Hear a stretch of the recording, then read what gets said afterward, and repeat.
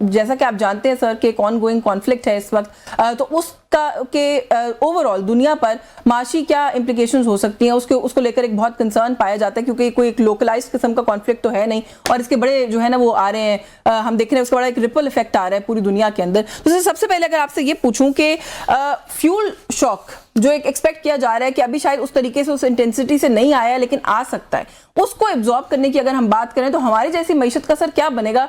Already अभी पुरानी जो हमने परचेज की हुई थी, जो हमारी पुरानी हमारे पास स्टॉक अवेलेबल था, उसी को लेकर हमने जो कुछ अपने अवाम के साथ कर दिया है, तो अगर हम उसको सामने रख के बुनियाद बनाकर बात करें तो आने वाले दिनों में हमें क्या तवक्कुआत रखनी चाहिए? लेकिन सबसे ज्यादा जो इम्पैक्ट होता है ना, सबसे ज्यादा जो नुकसानदेह चीज होती है मैशत के लिए, वो यही पेट्रोलियम या ऑयल प्राइसेस होती है जी, क्योंकि उसका फिर इफेक्ट सारे चीजों पर होता है, प्रोडक्ट्स एंड सर्विसेज पर, चाहे वो एयरलाइन हो, चाहे वो होटल इंडस्ट्री हो, चाहे वो रेलवेज हो, चाहे दूसरी चीजें हों, क्योंकि उसके इम्पैक्ट की वजह से चीजें महंगी होती हैं और महंगी होने की वजह से जाहिर है एवरीथिंग गोज अप। सो उसका इम्पैक्ट इन्फ्लेशन पर भी आता है, उसका इम्पैक्ट ट्रेड बैलेंस पर भी आता है, उसका इम्पैक्ट हर आपके इकोनॉमिक एक्टिविटी पर आएगा। सो अभी जो आपने बात की कि पाकिस्तान में जब वो फर्स्ट ऑयल प्राइसेस इंक्रीज और इंटरनेशनल ऑयल प्राइसेस, तो पाकिस्तान ने पुराने जो स्टॉक था उस पर 55 रुपए बढ़ा दिए, जो कि बिल्कुल गलत बात थी।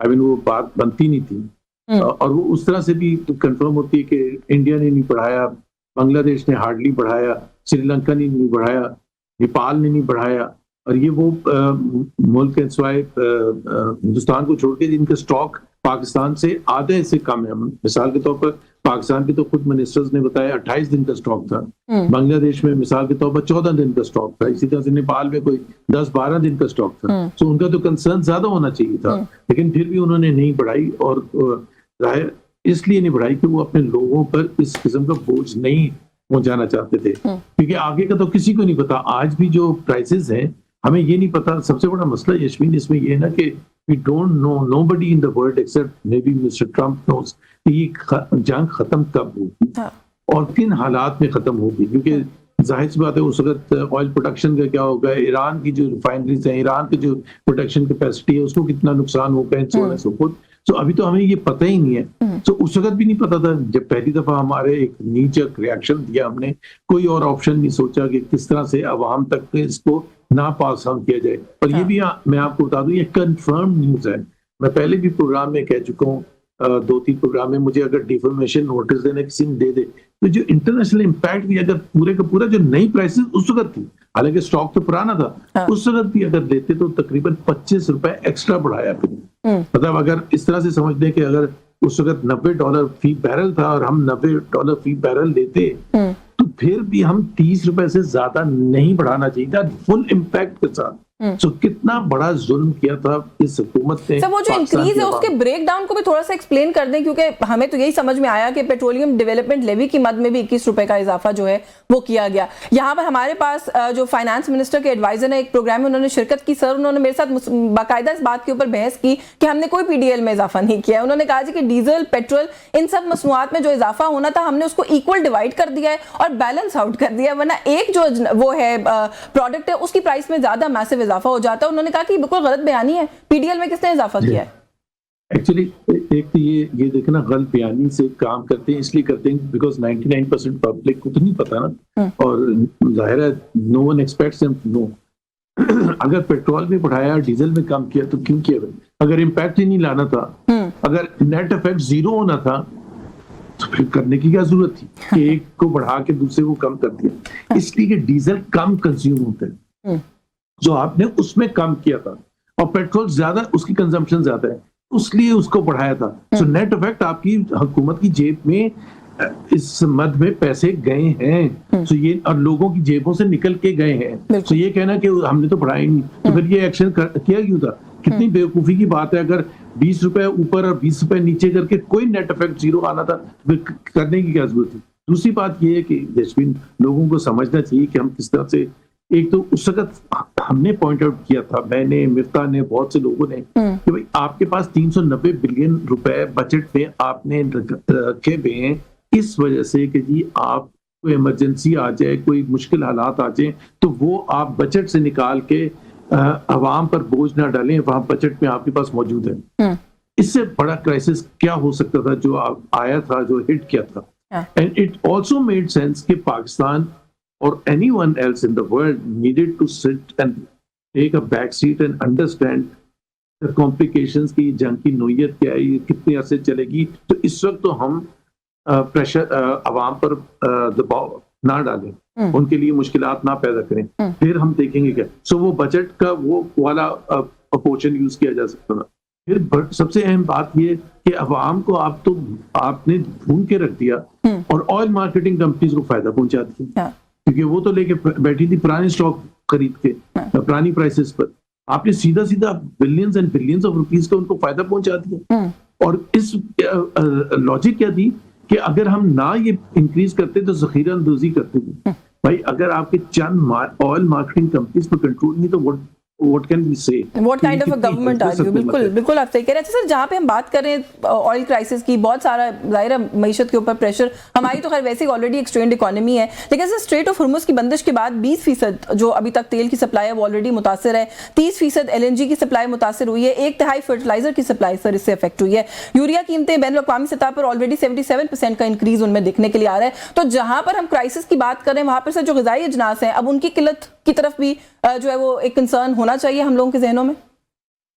जी ऑलरेडी, बिकॉज अगर आप फैब्रिक की भी फिगर्स देखेंगे ना, जो हमारे फूड एक्सपोर्ट है वो मेरा अपना आई मे बी रॉन्ग 1% हियर और देयर, तकरीबन वो 18-19% तक कम हुआ है जो हमारा फैब्रिक का नंबर है, जब वॉर का इफेक्ट ही नहीं था। और फूड इंपोर्ट जो है हमारे तकरीबन 32% बढ़ा है जो अशिया हम इंपोर्ट करते हैं फूड के सिलसिले में। और ये मार्च के बाद तो जो जाहिर हालात है इसमें तो और ज्यादा खराबी आएगी।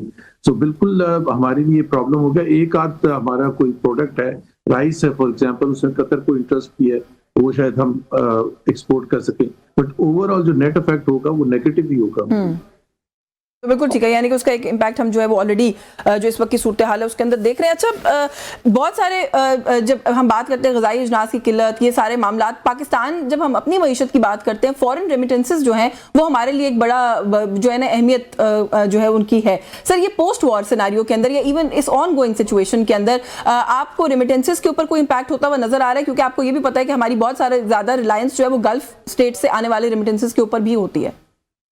देखिए, जस्ट टू एक्सप्लेन, 3 सोर्सेज हो सकती हैं आपकी, 4 सोर्सेज हो आप जिससे अपने डॉलर्स अर्न करते हैं। एक फॉरेन डायरेक्ट इन्वेस्टमेंट जो बिल्कुल भी नहीं आ रहा है, एक आपकी एक्सपोर्ट्स होती हैं जो कि बिल्कुल स्टैग्नेंट है, बल्कि अगर मैं बताऊं फरवरी 2026 की जो एक्सपोर्ट के नंबर हैं वो फरवरी 2022 यानी 4 साल पहले के मुकाबले में कम है। तो एक्सपोर्ट्स आपकी बिल्कुल स्टैग्नेंट है। तीसरा हो सकता है आप कोई बॉन्ड्स या इस किस्म की चीज को रेज करें जिससे आपके पास डॉलर्स आ सके, वो बिल्कुल माहौल नहीं है। तो चौथा सिर्फ बच जाता है जिसने संभाल के रखा हुआ है आपकी मईशत को, एक्सटर्नल सेक्टर को, वो है आपके रेमिटेंसेस। तो वो तकरीबन अगर हालात ऐसे ही रहते, मतलब वॉर ना होती, तो तकरीबन 40 बिलियन के करीब पहुंच सकते थे, जो बहुत हद तक पाकिस्तान के एक्सटर्नल इम्बैलेंस को सहारा देते रहे हैं। उसका जाहिर सी बात है इम्पैक्ट हो सकता है। अब अगेन द क्वेश्चन यशमीन इज के as we talk we don't know कि वॉर खत्म कब होगी और वॉर किन हालात में खत्म होगी। आज अगर वॉर खत्म होती है और बिल्कुल नॉर्मलाइज होना शुरू हो जाती हैं चीजें, तो हम समझ सकते हैं कि 1-2 महीने का असर पड़ेगा। 1-2 महीने का तो अब भी पड़ेगा, चाहे वॉर अब भी खत्म हो जाए, बिकॉज जाहिर सी बात है वापस सब चीजों को वापस लाना इतना आसान नहीं होता। ऑलरेडी जो है वो वहाँ सेपरेशन जॉब्स वगैरह की शुरू हो चुकी है दुबई, अबू धाबी वगैरह में। बिकॉज अगर आप मिसाल के तौर पर देखें ना कि कितनी फ्लाइट्स इंडिया से, बांग्लादेश से पाकिस्तान, दुबई जाती थी, जिसमें लेबर जाता था और वहाँ लेबर जाता था या दूसरे लोग जाते थे, छोटे बिजनेसमैन कोई अगर आप ले लें जो 2 स्टार 3 स्टार में ठहरते थे, वहाँ वो जा ही नहीं रहे, तो 2 स्टार 3 स्टार बंद होने शुरू हो गए। उन्होंने लोगों को जो एम्प्लॉयज थे उनको फारिग करना शुरू कर दिया। तो जाहिर सी बात है उसका असर तो होना शुरू हो जाएगा। लेकिन मार्च में एक चीज जरूर है कि ईद है, ईद की वजह से थोड़ा सा हमारे ऊपर असर इसलिए ना हो कि आपको पता है ईद के मौके पर बाहर से लोग ज्यादा जो सेफ भी किया होता है उसको भी भेजते हैं। सो मे बी वो इतना इम्पैक्ट मार्च के महीने का ना हो, बट अप्रैल में जरूर इम्पैक्ट होगा। इसके अलावा भी बहुत सीरियस इम्पैक्ट होंगे रेमिटेंसेस के अलावा भी। अगर आप देखें हमारी जो इन्फ्लेशन है ओवरऑल ये as a result of all of this, ये जो पेट्रोल प्राइस बढ़ी है आइंदा भी बढ़ सकती है, उसके जो दूसरे कीमतों पर असरात हैं, 7% ऑलरेडी हमारी इन्फ्लेशन थी फरवरी में जब वॉर नहीं हुई थी, और अपवर्ड ट्रेंड ही था पिछले 4-5 महीने से। तो अब तो ये तकरीबन डबल डिजिट में जाएगी। हाँ। उसका एक तो ये असर है, दूसरा उसका जो पॉलिसी रेट जो स्टेट बैंक अपना इंटरेस्ट रेट बना सेटअप करता है 10.5%, जिस पर बिजनेसमैन बहुत अरसे से चीख रहे हैं कि जी वो कम किया जाए, वो बढ़ जाएगा। इसका मतलब है बोरिंग कॉस्ट बढ़ेगी, इसका मतलब है कॉस्ट ऑफ डूइंग बिजनेस और ज्यादा बढ़ जाएगा। सो रिपल इफेक्ट आएगा। सर, ये सारी सूरत हाल के अंदर जो भी आपने बयान किया कि किस तरीके से माशी तौर पर चैलेंजेस जो है वो बढ़ते चले जाएंगे इस गिवन सिचुएशन के अंदर, जो गवर्नमेंट ऑफ पाकिस्तान है उन्होंने सर जो पहला जो है वो स्टेप लिया है वो ऑस्टेरिटी मेजर्स का लिया है, उसको किस तरीके से आप देख रहे हैं? आप समझते हैं कि हमारे जो इतनी सारी मुश्किलात जिनका हमें सामना करना पड़ सकता है उनका मदावा हो सकता है इन ऑस्टेरिटी मेजर्स से? बिल्कुल भी नहीं हो सकता। एक तो ये है कि पाकिस्तान को ये 2 महीने के स्टेप्स लेने की जरूरत नहीं है। Pakistan has to dismantle the government structure permanently. एक किसी ने रिपोर्ट दी थी कि पाकिस्तान की गवर्नमेंट के पास 85,000 कारें हैं, यूके की गवर्नमेंट के पास कोई पता नहीं 8,000 हैं। तो आप खुद अंदाजा लगा लेंगे कि Pakistan has to dismantle the structure permanently. बिल्कुल, बड़े सिंपल सी बात है यशवीन, कि पाकिस्तान के अवाम का जब वक्त आता है तो वो एक गरीब मुल्क है, और उनकी पर कैपिटा इनकम अगर हम देखें पाकिस्तान के अवाम की, तो वो हिंदुस्तान, बांग्लादेश, तमाम रीजनल कंट्रीज से हम पीछे हैं। ठीक है, एक गरीब मुल्क है जहां तक as far as Awam is concern. और हमारे जो लीडर्स हैं और वो जिस तरह से उनका स्टैंडर्ड ऑफ लिविंग है, वो वेस्ट यूरोपियन जो रिच कंट्रीज हैं, स्कैंडिनेवियन कंट्रीज आप ले रहे हैं, जर्मनी, यूके, उनसे ज्यादा अच्छा है। ये मैं चैलेंज देके कह रहा हूँ, आप खुद अंदाजा लगा, आप नॉर्वे के प्राइम मिनिस्टर को ले लें, डेनमार्क के प्राइम मिनिस्टर को ले लें, वहां के कोई जो भी चीफ मिनिस्टर के बराबर होते हैं उसको ले लें, क्या उनके पास इतने आलिशान जहाज होते हैं? क्या उनके पास इस किस्म की फ्लीट ऑफ कार्स होते हैं? क्या उनके पास एक बंदे के ऊपर कुछ 1000 या 2000 या 300 नौकर चाकर होते हैं? मतलब एक के साथ 50-50 आगे पीछे कारें जाती हैं, तो आप उसी में 4 से मल्टीप्लाई करें। फिर जो घर के अखराजात है, फिर कैंप ऑफिसेज है, मतलब चीफ मिनिस्टर पंजाब के camp office. What is camp office? Why don't you have one office? मतलब सेवरल कैंप, उसको मेंटेनेंस है, उसके अखराजात है, एसी का खर्चा है, इलेक्ट्रिसिटी है, पेट्रोल है। Pakistan needs a permanent dismantling, क्योंकि ये बिल्कुल तजाद एक्सेप्टेबल है ही नहीं। ये अवाम, और ये इस वजह से अवाम बुरी हालत में कि पुरानों को इतना जबरदस्त रहना मेरे को सिर्फ फॉर आवर गवर्नमेंट टू से कि गैर जरूरी दौरे जो है बाहर के वो बंद कर दिए जाएंगे। मेरा ख्याल है पहले तो यही सवाल बनता है कि आप इससे पहले गैर जरूरी दौरे करते क्यों थे? क्या हम एज अ कंट्री ये अफोर्ड कर सकते हैं? अगेन सबसे पहले तो क्वेश्चन होता है प्राइम मिनिस्टर के दौरों का, क्योंकि प्राइम मिनिस्टर ने शुरू में जो दौरे शुरू किए थे अप्रैल 2022 में, ये कह के किए थे, बड़ी अच्छी उनकी सिंसियर एफर्ट थी कि मैं इन्वेस्टमेंट लेके आऊंगा, और उन्होंने पता नहीं कितने 50 दौरे किए होंगे, कितने दौरे किए होंगे, उससे भी ज्यादा दौरे किए होंगे, और MOUs, memorandum of understanding sign किए इन्वेस्टमेंट लाने के लिए। एक धेले की इन्वेस्टमेंट है पाकिस्तान, बल्कि 50 साल की लोएस्ट। हमने अभी 8 पॉइंट इकोनॉमिक फ्रेमवर्क एजेंडा भी दिया है सर सऊदी अरब को। हम तो बातें हमारी जो होती है ना, वो सबसे ग्रैंड होती, ग्रैंड नहीं होती, नोटिसेबल होती है। हमें पता ही नहीं चला कि मालदीव्स कब हमारे से करीब आया था, कब हमारे से बराबर हुआ, और कब हमारे से बहुत ज्यादा आगे निकल गया।